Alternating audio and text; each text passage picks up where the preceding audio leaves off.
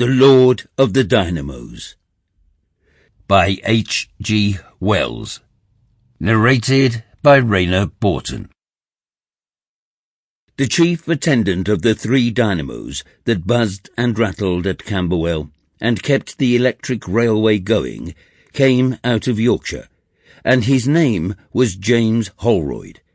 He was a practical electrician, but fond of whisky, a heavy, red-haired brute with irregular teeth. He doubted the existence of the deity, but accepted Carnet's cycle, and he had read Shakespeare and found him weak in chemistry.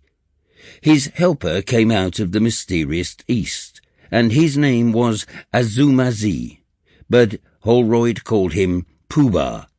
Holroyd liked a nigger help because he would stand kicking a habit with Holroyd, and did not pry into the machinery and try to learn the ways of it. Certain odd possibilities of the Negro mind brought into abrupt contact with the crown of our civilization, Holroyd never fully realized, though just at the end he got some inkling of them. To define Azuma-zi was beyond ethnology. He was perhaps more Negroid than anything else, though his hair was curly rather than frizzy, and his nose had a bridge.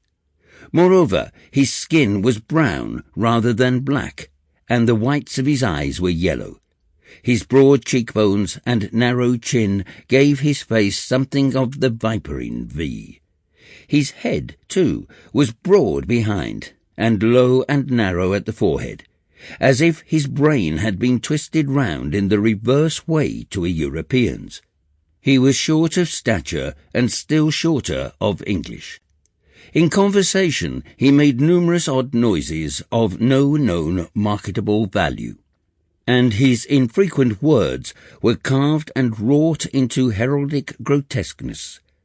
Holroyd tried to elucidate his religious beliefs, and, especially after whisky, lectured to him against superstition and missionaries.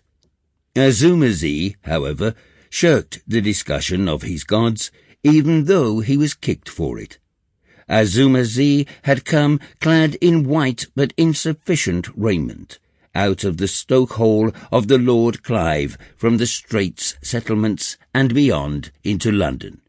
He had heard, even in his youth, of the greatness and riches of London, where all the women are white and fair, and even the beggars in the streets are white, and he had arrived with...